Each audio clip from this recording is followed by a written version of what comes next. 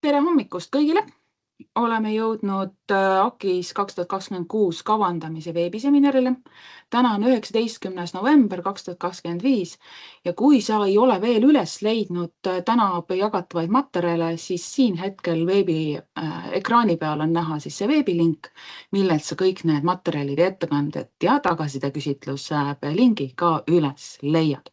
Päevakavas on meil nii, et hetkel sissejuhatuseks mõned sõnad, loodan, et ma ei kuluta seda 5 minutit. Järgmisena esitab meile AKIS tegevuskava täitmise kohta ja 2026. aasta kavandi kohta ülevaate Katrin Pihor. Sellele järgneb Terje Kaelep Regionaal- ja Põllumajandusministeeriumist ülevaatega järgmise perioodi siis rahastamise kavadest seoses AKISega. Ja pärast neid ettekandeid on küsimuste-vastuste plokk. Loodame, et jõuame teha ka väikese pausi ringi käimiseks, selja sirutamiseks ja kell 11 plaanime arutelu selle kohta teie enda tagasisidega, kuidas edasi, mismoodi edasi.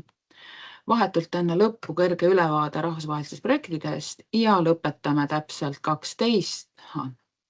Püüan hoida ennast kontrolli all ja ajakavas. Kogu sessiooni ajal on meil avatud küsimuste vastuste koht on Slido keskkonnas ja siin all nurgas te näete seda koodi ka, millega juures neid küsimusi esitada. Te võite neid küsimusi panna ka siia selle Teamsi vestlusaknasse, et ma siis tõstan neid ka siis teinekord üles sellesse Slido keskkonda. Aga et selles keskkonnas siis te näete ka kõiki neid küsimusi ja saate neid tähtsamaks ja vähem tähtsamaks siis enda jaoks märgistada. Miks me siin oleme? On see, et 2023. aastal selline ülesanne pealkirjaga AKIS õigusaktidesse jõudis ja ülesanne jõudis ka Maaeluteadmuskeskuse tegevuste hulka. 2024. aasta suurem muutus oli seotud nõustamise toetuse korraldusega, 2025. aastal suuremad tegevused teadmussiirdetegevuste rahastamisega ja mis 2026 hakkab toimuma, seda ta kohe kuulete. Kõik materjalid on olemas jätkuvalt sellel veebilingil, mida te siin näete, pik.ee veebilehel, ehk siis kui on huvi millestki uurida, siis seal seda on. Aga nüüd järgmisena siis Katrin ja ootel on Terje. Palun, Katrin, saad jagada oma ekraani ja... Suurepärane, aga aitäh sulle, Hanna, ja lähme siis teele, et selle tänase kohtumise mõte on siis natukene tagasi peegeldada ka seda, et kuhu me siis täna selle 2 aastaga, mis me oleme AKIS-e teenustega tegelenud, jõudnud oleme ja mis meid ees ootab. Mina räägin siis natukene sellisest operatiivsemast vaatenurgast ehk siis sellest, mis tehtud ja mis teoksil. Ja Terje siis räägib tegelikult siis juba uue perioodi kavandamisest, ehk siis me ei ole justkui nagu selle perioodikagi veel väga kaugele jõudnud, aga juba me peame seadma siis sihte selleks, mis hakkab saama järgmisel rahastamisperioodil. Nii, väike meeldetuletus, AKIS-e eesmärgid täna nad on siis kirjas Regionaal- ja Põllumajandusministeeriumi ministri käskirjas, AKIS käskirjas numbriga 88/2005. Ja siin ma tõstan just esile seda, et miks me siis selle AKIS-ega või mis see nagu fookus AKIS-e mõttes on ju ikkagi need samad tootjavaade. Väga tugevalt on pildil konkurentsivõime täna, teadus-arendustegevus ja innovatsioon, digiüleminek ja nõustamisteenuse kättesaadavus. Et lihtsalt jätke need asjad endale meelde ja mõelge selle peale, et kas see on täna see, mida me tahame ka nagu tuleviku suunas oodata. Kui me siin eelmisel aastal tegelesime AKIS pika visiooni sõnastamisega, siis AKIS pika visiooni puhul see eesmärk AKIS-e jaoks sai veidi teistsugune. See eesmärk rõhutab ennekõike täna ettevõtjate majanduslikku toimetulekut nendes keerulistes oludes, olgu see siis kliimakeskkond, julgeolekukeskkond või mis iganes, majanduslik toimetulek, mitte niivõrd konkurentsivõime. Ja teiselt poolt väga tugevalt siis ka see keskkonnamõõde tuli pikas visioonis esile. Ehk jällegi asi, mis võib-olla siin Remmi käskkirjas ei peegeldu nii tugevalt, siis pikas visioonis seda jätkusuutlikku, keskkonnasõbralikku toidu tootmist ja tarbimist peeti väga oluliseks. Meeldetuletuseks ka AKIS teenuste portfell, millest me siis täna räägime. Meil on 3 suurt tugisammast, teadmussiirde teenus, Hanna Raidvere-Sepp, kes teenuse juhina, innovatsioonitugi Andres Uul teenuse juhina ja nõuandetugi Leho Leis teenuse juhina, mida omakorda siis toetavad analüüsitegevused, kommunikatsioonitegevused ja 2026. aasta suur fookusteema, siis uus teabesalv, uus veebiplatvorm teabe haldamiseks ja levitamiseks. Kuhu me siis täna nende teenustega jõudnud oleme? Kui me vaatame teadmussiirde teenuseid, siis tänaseks on sõlmitud koostöökokkulepet avaliku sektori asutustega teadmussiirde tegevuste elluviimiseks. Leitud on AKIS raamhanke partnerid erasektorist. Meil oli 6 erinevat valdkonda, nendest 5-ga oleme me siis täna juba lepingud sõlminud. 6 ehk horisontaalne valdkond paraku on endiselt veel vaidlustuse all. Just eile saime teada, et vaidlustaja kaebas siis otsuse edasi Riigikohtusse ja nüüd ootame siis ärevusega seda, et kas Riigikohus võtab selle menetlusse või mitte. Väga loodame, et Riigikohus on ratsionaalne oma otsustes ja ei lähe selle kaebamisega kaasa. Mida me oleme teadmussiirdes väga tugevalt rõhutanud, on see, et me tahame näha teadmussiirde tegevuste kavandamisel tootjate endi vajadusi ja vastutust. Ehk siis kogu teadmussiirde teenus suuresti on üles ehitatud alt üles initsiatiivil. See, mis tuleb otse põllult, et mida siis on vaja, et seda siis on vaja ka teha või seda me saame siis ka teha. Ja selleks, et see asi niimoodi toimiks, on meil siis iga-aastane ideekorje ja selle ideekorje pealt siis prioritiseerivad neid tegevusi valdkondlikud nõukogud, kus domineerivad siis tootjate esindajad. Lisaks oleme me siis tänaseks käivitanud ka tagasiside ja ettepanekute seirelaua. Et järgmistel slaididel ma Konnar lihtsalt ka peegeldan, et selle kindlasti, kui te veel ei ole neid üles leidnud, et siis tasub seda kindlasti vaadata. Aga kindlasti on ka veel palju arenduskohti. See, mida me ennekõike näeme, on see, et me tahaksime, et teadmussiirde tegevuskavas oleks vähem tegevusi, need oleksid paremini grupeeritud. Näiteks selle aasta ideekorje selline drastiline tulem oli see, et meil oli kogu ideekorje peale 39 konverentsi. See tähendab tegelikult seda, et peaaegu iga nädal võiks olla üks konverents. Ja ma arvan, et ükski tootja ei ole väga õnnelik selle üle, et neid nii palju on. Et pigem võiks olla rohkem koondatud, rohkem programmilisi tegevusi ja selles suunas me siis ka töötame, et kuidas seda saavutada. Tänaseni ei ole me veel suutnud hästi juurutada e-õppe võimalusi, palju asju, mis täna leiavad aset infopäevade või veebipõhiste infopäevade vormis, võiks olla hoopis e-õppena ja võiks selle läbi olla tootjatele ka paremini kättesaadavad.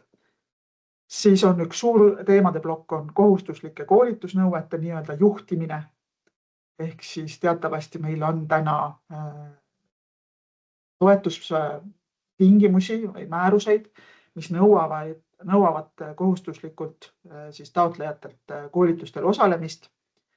Nende koolitusnõuete täitmine on täna suhteliselt problemaatiline olnud, et ei tea tootjad, kellel need täitmata on, millega nad neid täita saavad, kuidasmoodi info liigub. Et see protsess vajab kindlasti korrastamist. Samuti me tahame ka seda, et kõik te olete kenasti üritustel osalemise käigus andnud palju ettepanekuid. Täna need ettepanekud on kõik sealt kenasti tagasiside platvormil olemas. aga peame ka tunnistama, et nende ettepanekute tänane süstematiseerimine ja nende omakorda lülitamine siis nii-öelda ideekorje ideestikkudesse on olnud ikkagi ka selline veel algjärgus, et see on see koht, kus me tahaksime tegelikult hakata ka tehisintellekti võimalusi paremini ära kasutama, nii et me saaksime sealt selliseid kompaktsemaid mõtteid ka ideekorjesse, ka ettepanekutest kohe tagasi saada. Ja mis meil ka täna puudu on lihtsalt selle tõttu, et ei ole veel nii palju neid teadmussiirde üritusi toimunud, on see, et me tahame ikkagi väga selgelt sisse viia ka selline osalejate ürituse maksumuse ja mõju analüütika. Saame vaadata, et milline euro siis või kui palju siis mingi kulutatud euro meile siis reaalselt võiks tagasi tuua. Siin siis väike tagasipeegeldus selle seire töölaua osas. Siin ma lihtsalt ka juhin tähelepanu, et tegelikult need üritused, mis on toimunud, et nendega üldjuhul ikkagi väga hästi jäädakse rahule, et kui meil on 5 punkti skaala, siis keskmine hinne sealt tuleb tagasi 4,7, mis on vägagi kõrge. Võib-olla muret tekitavam on see, et kõige madalam hinne on siis nende uute teadmiste kasutamise osas. Ehk siis, et on küll toredad üritused ja vahvad lektorid, aga ei tunnetata, et kuidas või ütleme, see tunnetus, et kui palju ma sellest teadmisest saan ära kasutada, see tunnetus on siis kõige madalam nendest hindeskooridest. Aga soovitan teil kõigil sellel veebilehel siis ka ise ringi surfata, seal saab neid erinevaid näitajaid siin need linnukestega kohti sisse-välja lülitada, saate siin valida märksõnu, vaadata, missuguste märksõnadega, millised ettepanekud välja tulevad, nii et see on päris sügava infoga lehekülg. Peegeldan ka sellist toredat pilti siin. Ei olegi mõeldud, et te suudaksite siin kõiki seda teksti lugeda, vaadake seda nagu pigem hoomake seda pilti. Siin on siis tänaseks korraldatud või hangitud ürituste siis kavandatud eelarve ja tegelik kulu. Eelarve on siis see tumedam pulk ja tegelik kulu on siis heledam pulk. Ja mida me saame nagu tõdeda, on see, et me üldjuhul oleme üsna hästi püsinud eelarves. On mõned üksikud üritused, mille puhul eelarve on läinud lõhki või nii-öelda me ei ole osanud selliseid tegelikke kulusid ette näha. Ja mis trendina esile tuleb, on tegelikult see, et need kõrgema otsa üritused, et pigem nende puhul läheb siis eelarve võib nagu natukene lõhki minna. Infopäevadega püsime me nagu paremini eelarves, väiksemate eelarvetega, aga see on ka nagu selles mõttes ka arusaadav, et mida suurem on see eelarve, seda suurem on seal ebamäärasus, seda rohkem on neid riske, et miskid asjad ei realiseeru nii, nagu nad planeeritud olid. Nüüd nõuandeteenuse poole pealt tänaseks siis nõustajate nimekirjas tegin väikse muudatuse nendes slaidides, mis eile välja saadeti, et kuna kutseeksam toimus veel selle nädala esmaspäeval, nii et nüüd on meil siis täna 112 nõustajate nimekirjas 108 asemel. Aga mure on muidugi selles, et kõik nendest 112 nõustajast täna aktiivselt nõuandeteenust meile teadaolevalt ei osuta. Ehk siis kindlasti tahaks seda, et neid nõustajaid ka rohkem aktiveerida. Ja nõustajate koolituskava oleme me ka suures osas suutnud ellu viia, erinevad ümarlauad, koolitused, seminarid ja üha enam püüame siis sinna ka tuua sellist programmilisemat või fokusseeritumat lähenemist. Nõustajate järelkasvuprogramm, see ei ole küll otseselt olnud AKIS-est rahastatud tegevus, aga selgelt nõustajate järelkasvuprogramm on olnud suur edulugu, et kutsun ka kõiki veel andma oma hääli ARIA konkursi ehk siis Agricultural Reward on Innovation Activities, selline tore üle-euroopaline konkurss, kus siis nõustajate järelkasvuprogramm on tänaseks jõudnud finaali. Andke oma hääl samamoodi siis selle programmi poolt, et see on Euroopas ka üsna unikaalne saavutus siin hakkama saanud.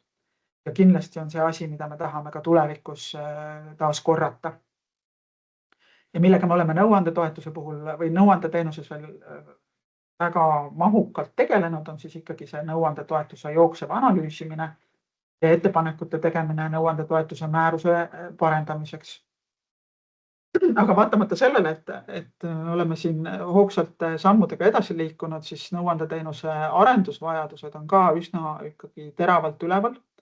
Me peame väga selgelt enda jaoks lahti mõtestama selle, et millisena me näeme nõuandeteenuse tulevikku, milline see nõuandeteenuse mõju üleüldse siis nende samade AKIS-e eesmärkidele on, ehk siis me jälle tuletan see meelde, et täna on see konkurentsivõimeline põllumajandus- ja toidutootmine.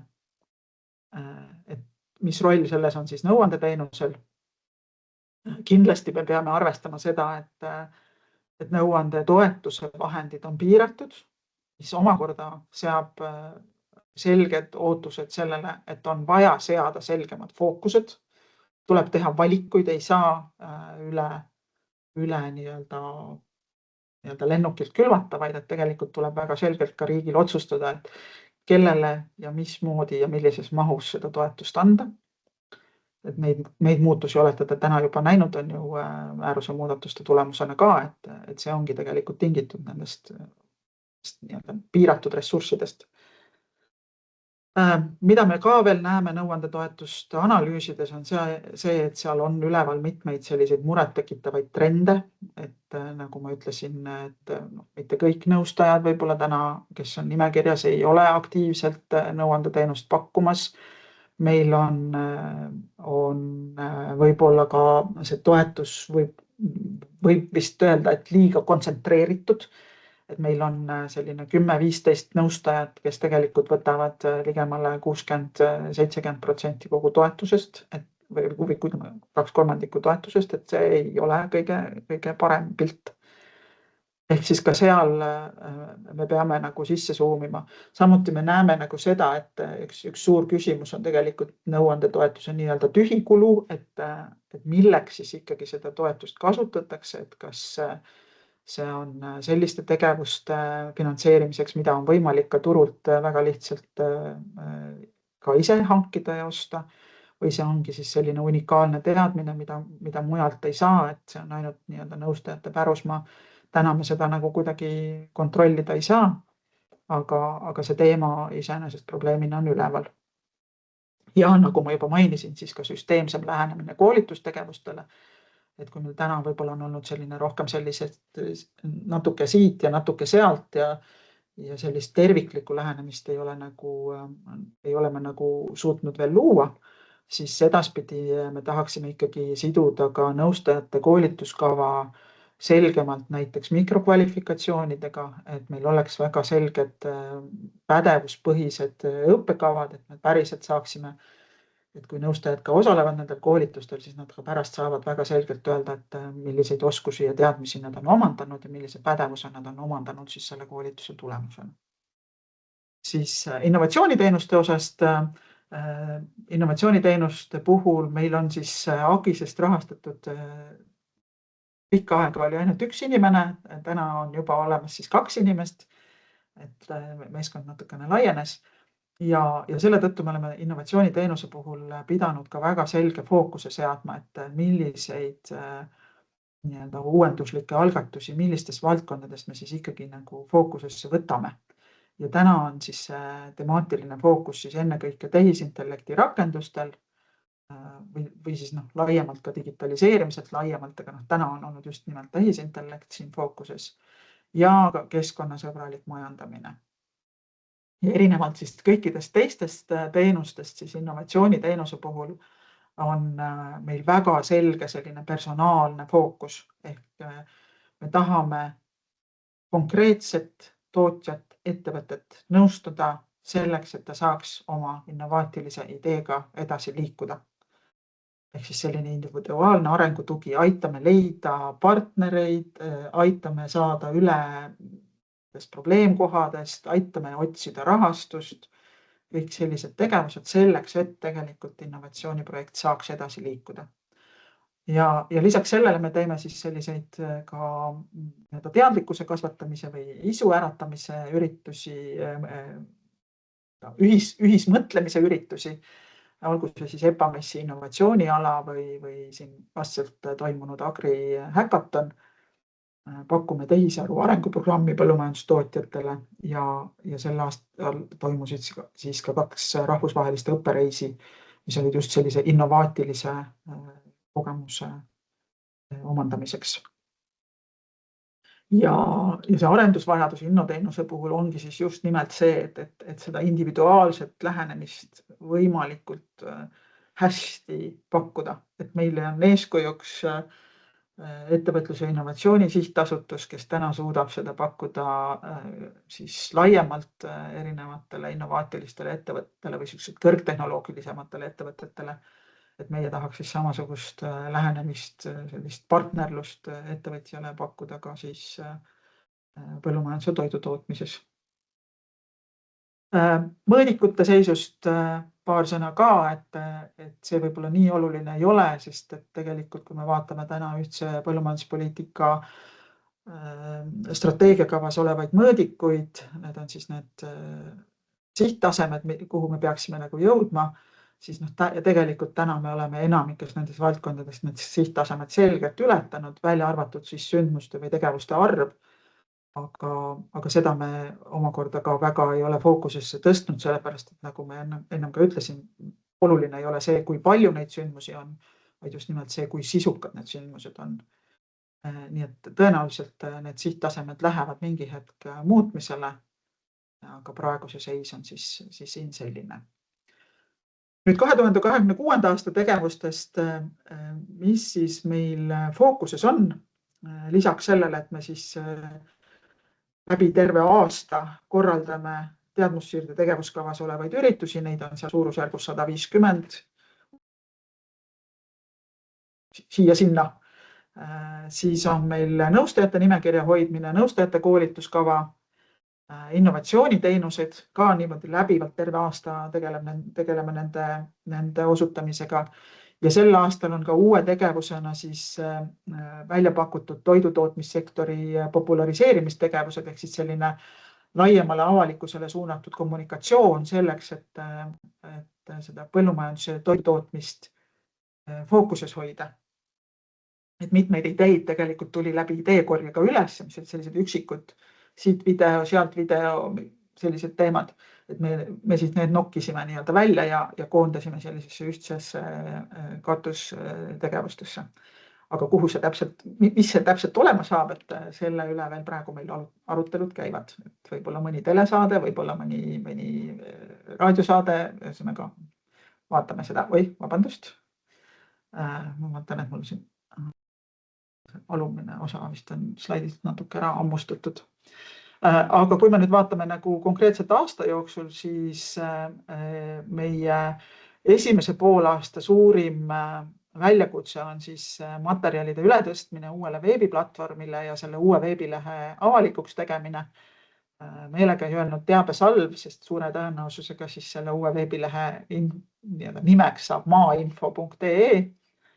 Ja loodetavasti siis me saame selle sellisesse kaasaegsesse vormi, selle olemasoleva teabe, mis meil täna olemas on, sündmuste haldused, registreerimised, kõik sellised asjad, saame siis sinna uude veebilehte tööle nii, et me saame seal teise kvartali lõpuks siis selle uue veebilehega avalikuks teha. Siis teine suur asi, mis on selle aasta fookuses, on siis nõuandeteenuse 35. aastapäev. Ehk siis juba 35 aastat erinevates vormides, erineval kujul on nõuandeteenust Eestis pakutud ja seda me tahame kindlasti ka selle aasta jooksul esile tõsta, ühiselt arutada ka selle üle, kuhu me siis edasi liigume. Lisaks alustavad siis esimesel kvartalis meil ka ühistulise koostöö arenguprogramm, mis on siis suunatud just tulundusühistutele ennekõike, selleks, et vastastikku õppida ja ühistulise koostöö kvaliteeti Eestis arendada. Ja tehisaru teemadega jätkame ka, ainult et me ei tee siis nii-öelda seda algajataset enam, vaid püüame viia järgmisele tasemele seda tehisaru arenguprogrammi ja pakkuda edasi jõudnutele siis uusi võimalusi. Loodetavasti teises kvartalis saame me alustada ka AKIS osakute konsulteerimist ja nõustamist. Et see sõltub natukene sellest, kui kiiresti ministeerium AKIS osaku määrusega jõuab liikuda. Aga eile saime veel kinnituse, et loodetavasti võiks olla nii, et märtsis-aprillis on see osakute voor avatud ja siis me saame hakata tõesti ka tootjatele nõu andma, et kelle poole milliste teadmiste hankimiseks ja kuidas võiks pöörduda. Plaanis on, kolmandas kvartalis on siis plaanis valmis saada digitaalsete tööriistade ärianalüüsid, et siin on 2 sellist mõtet meil, et ühelt poolt digitaliseerida siis kattetulu kalkulaator ja mõtleme siin ka koos Priiaga selle peale, et kas seal on võimalik ka tuua mingisuguseid automaatseid andme sisse lugemisi, nii et tegelikult oleks seda võimalik ka oma igapäevategevustes siis oma ärianalüüside koostamiseks kasutada või oma igapäevase äri juhtimiseks paremini kasutada. Ja teine kalkulaator on siis seotud sotsiaalse tingimuslikkuse nõuete täitmise ja riskide maandamise või riskide seiramisega, et seal samamoodi siis, et kas meil on kuidagi võimalik nagu sellisel lihtsamal kujul siis tekitada selline digitaalne tööriist. Aga kuna seal on tegemist alles ärianalüüsidega, et me alles nagu mõtleme läbi selle, et mida saaks teha, kuidas saaks teha, siis kindlasti kutsume teid ka kõiki kaasa mõtlema ja oma soove ja vajadusi välja ütlema, et millisena võiks see tööriist siis välja näha. Siis me samamoodi kolmandaks kvartaliks loodetavasti saame valmis ka kohustuslike koolituste sellise soovitusmooduli ärianalüüsi. Et kui ma ennem rääkisin, et see kohustuslike koolituste haldamine täna on nagu maru keeruline, et selle asemel me tegelikult tahaks ikkagi niimoodi, et kui inimene on ennast ühe korra nagu koolitusele reganud, siis see andmestik, et kui ta on seal kohustuslikul koolitusel reganud ja kohal käinud, siis see liiguks automaatselt Priiasse ja ei ole vaja teha mingisuguseid käsitsi kontrolle või päringuid või mingisuguseid tunnistusi kuhugile üles laadida. Et proovime selle lahenduse siis ka koos Priiaga välja töötada. Plaanime kolmandas kvartalis proovime siis ka avalikustada nõuande ja digiteemapakettide tulemid, et sel aastal me oleme päris palju tööd nagu sellega teinud, et sellist sisumaterjali on palju olemas. Nüüd tahaks need nii-öelda ka suure sellisel visuaalselt kaunil kujul ka siis avalikult kättesaadavaks teha ja võib-olla siis ka nagu natukene selliseid laiemale avalikkusele suunatud tegevusi sinna juurde ka pookida. Ja viimase kvartali fookuses on meil siis taaskord EPOMES-i innoala, mis sel aastal läks meil väga hästi, palju külastajaid oli, tunti huvi, et seal loodame samasugust mudelit jätkata, et saame neid meie omaenda innovaatilisi tootjaid siis kogu sektorile ja kõigile külastajatele tutvustada. Ja neljanda kvartali fookuses on siis ka järgmise aasta tegevuste kavandamine 2027 siis nii nõustajate tegevuskava kui teadmussiirde tegevuskava. Ja viimane pilt, mida mina näitaksin, on siis seotud AKIS-e järgmise aasta eelarvega, mis on kindlasti hästi põnev, et tahaks siis teada, et kuhu see raha siis AKIS-es kulub. Siis sellel suuremal pirukal, mida te siin näete, siin on siis näha selline laias plaanis AKIS-e eelarve jagunemine erinevate tegevuste vahel. Nagu te näete, siis kõige suurema osa AKIS-e eelarvest võtavad teadmussiirde tegevused. See on üle 50%. Järgmine suurem tükk on digitugi ja arendused, et seal on nii siis need tehnilised arendused seal taga kui ka siis IT-töötajate palgakulud, kes meil nende arendustega tegelevad. Ja ülejäänud teenused on siis juba natukene väiksema mahuga, et AKIS arenduse juhtimise osas lihtsalt ütlen ka veel juurde, et siia alla kuuluvad siis ka kõik majanduskulud, mis on seotud kõikide teenuste osutamisega, olgu see siis lähetused, olgu see siis mingid reklaammaterjalide ostmised ja kõik muud sellised, et see ei ole siis ainult ise juhtide palgad. Et siin on palju teenuste üleseid asju juures. Ja see väiksem pirukas siis omakorda nüüd näitab seda, et kui suur või kuidas jagunevad need teadmussiirde tegevused siis erinevate valdkondade vahel veel omakorda. Ja siin ka kõige suurema osa moodustavad siis selgelt teadmussiirde tegevused, 71% lähevadki nende samade ideekorje raames loodud tegevuste elluviimiseks. Aga lisaks sellele on meil siis eraldi selliseid programmilisi tegevusi veel, nõustajate koolituskava, mis on eraldi, siis on nõustajatele loodud, on kusagil 6%. Sel aastal on eraldi seisvalt ka siis Regionaal- ja Põllumajandusministeeriumi teadmussiirde tegevuste tellimused ehk siis need nii-öelda kohustuslikud infopäevad, mida ministeerium tahab, et kindlasti korraldataks. Et nende jaoks on siis eraldi eelarve. Lisaks siis ühistulise koostöö arenguprogramm ja noorte põllumajandustootjate arenguprogramm, mis on siis programmilised teadmussiirde tegevused, mida siis METK ise eest veab koos oma partneritega. Ja lisaks siis võib-olla kõige väiksemad on siis toiduohutuse ABC täiendused veel ja alustavate nõustajate mentorprogramm, mis on siis selline tugiprogramm just nendele noortele värsketele nõustajatele. Nii, aitäh! Ma vist veidi kulutasin aega rohkem, kui ma plaanisin, aga ma loodan, et selle võrra oli ka asi sisukam. Ja ma annan edasi Terjele või? Ja aitäh, Katrin, selle kiire ülevaate, et hetkel meil ühtegi küsimust tulnud siia juurde ei ole, aga et küll need kohe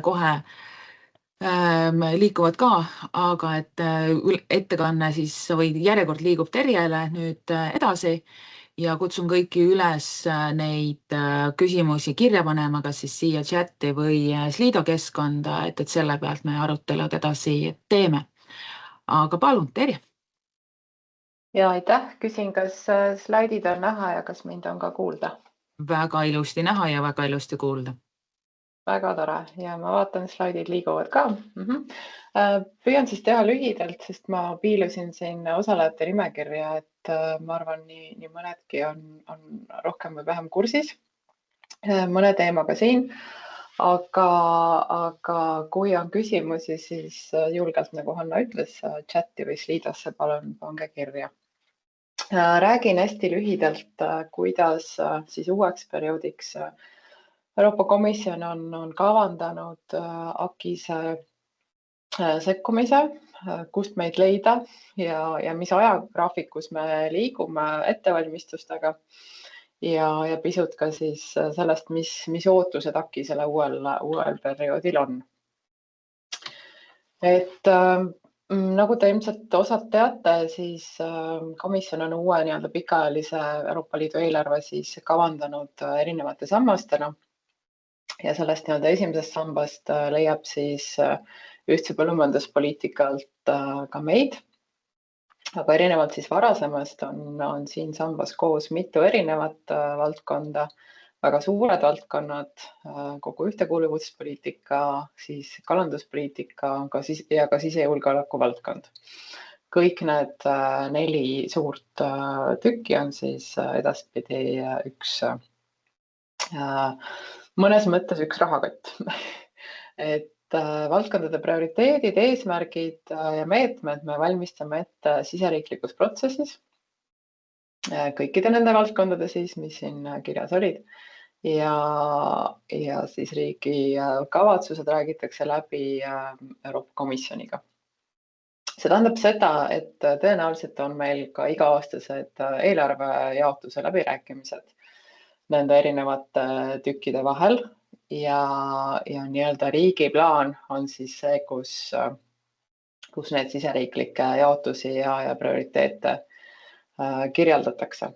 Et kes tahab täpsemalt uurida, Rahandusministeeriumil on temaatiline veebileht olemas, seal on palju linke, seal on taustainfot, et saab seal käia ja vaadata.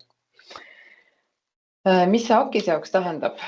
Et meil on ühtses põllumajanduspoliitikas uueks perioodiks komisjon kavandanud osa tegevusi nii-öelda kõrvamärgistatud eelarvega ja osa tegevusi ilma selleta, aga vähemalt kohustuslikuna ja osa tegevusi on pisut nice to have, kuna nad ei ole ka kohustuslikud, aga nii-öelda vabatahtlikud suunised. AKIS on siis selle skaala, ma ütleks keskel, et me oleme kohustuslik tegevus uuel perioodil. Me peame siis riigiplaani raames kirjeldama, mida me teeme, miks me teeme. Aga meil ei ole nii-öelda kõrvamärgistatud eelarvet.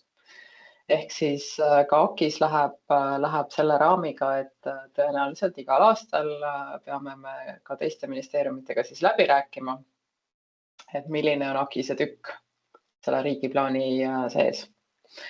Täna me oleme võtnud suuna selliselt, et AKIS on jätkuvalt selline horisontaalne tugi teistele ühtse põllumajanduspoliitika sekkumistele ja edaspidi, kui nüüd tõenäoliselt üsna suure rolli saab erinevate riiklike reformide kavandamine ja sisustamine, siis ka seal siis AKIS on selline reforme toetav tegevus. Millised reformid täpselt, mis valdkondi need toetavad, kuidas need kujundatakse, see kõik on praegu alles läbirääkimiste alguses. Ma tean, et erinevatel ministeeriumitel on erinevaid mõtteid ja praegu siis on käivitumas läbirääkimised nii-öelda asekantslerite tasandil, kuhu suunas siis uuel perioodil tahetakse liikuda. Hästi põgusalt ajakavast ka, et hetkel siis käivad väga sellised üldised poliitilise tasandi läbirääkimised, tahetakse jõuda siis üldiste seisukohtadeni, millega kõik ministeeriumid nõus oleks. Et ajajoonel siis oleme siin 2025. aasta lõpus praegu. Et selle taustal tegelikult juba praegu käib ka see potentsiaalsete reformide kaardistamine, investeeringuvajaduste seire, et see tähendab siis nii-öelda prioriteetide sõelumist. Aga see töö käib siis edasi ka suure osa järgmisest aastast ja järgmise aasta sügise alguse poole siis peaks siis Vabariigi Valitsus kinnitama selle, mis on need sellised nagu suured rahaplokid tulevikus riigiplaani raames. Ja meetmete disainiga me suures osas tegeleme, siin graafikul on ta küll pigem siin 27. aasta peal, aga tegelikult me peame selle tööga alustama oluliselt varem, et me siit REM-i poolelt planeerime esimesi kaasamisüritusi ikkagi juba talvel 2026 ja tahame kevadeks jõuda ikkagi ka selliste nagu laiemate eesmärkide kokkuleppimiseni. Et meil ei ole veel disainitud siis meetmeid, aga see, mida siis AKIS võiks teha uuel perioodil meie põllumajandus- ja toidutootjate heaks nagu laias plaanis, see võiks meil kevadeks olla kokku lepitud.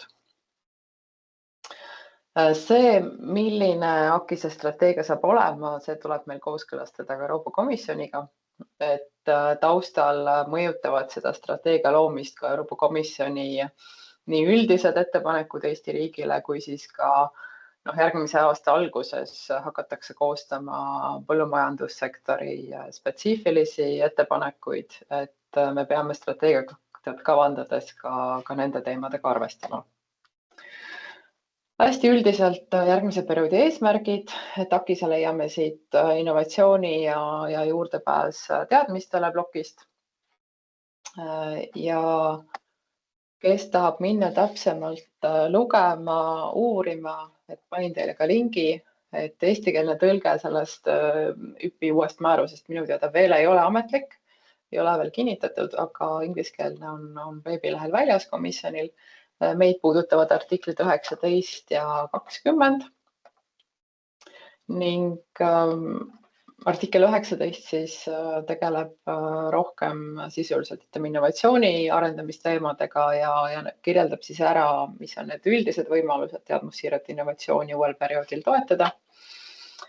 Teadlaste tootjate koostöö on siin jätkuvalt fookuses, nii nagu sellelgi perioodil. Et selles mõttes on see töö, mida METK praegu on alustanud ettevõtetele individuaalse arengutoe pakkumisel hetkel täna tõesti oluline, et uueks perioodiks oleks nii-öelda süsteemil juba kõik rattad õlitatud ja ettevõtjad teaks, kust tuge saab. Ja artikkel 20 siis kirjeldab täpsemalt teadmussiirde vajadused ja kirjeldab ka nõustamisteenuse loomise, et ülesanne siis meile on üsna samasugune nagu sel perioodil, et anda siis kiire ja tõhus ligipääs ettevõtjatele infole ja teadmistele, mis aitab neil siis olla senisest innovatiivsem ja hoida ennast ajakohaselt konkurentsivõimelisena. Süsteemnõustamisteenuse pakkumiseks peab olema meil ka uuel perioodil, mis siis täpsemalt tähendab seda, et meil peab olema ligipääs sellisele kvalifitseeritud nõustajate poolile ja nagu ka praegu, siis see nõustamine peab olema erapooletu.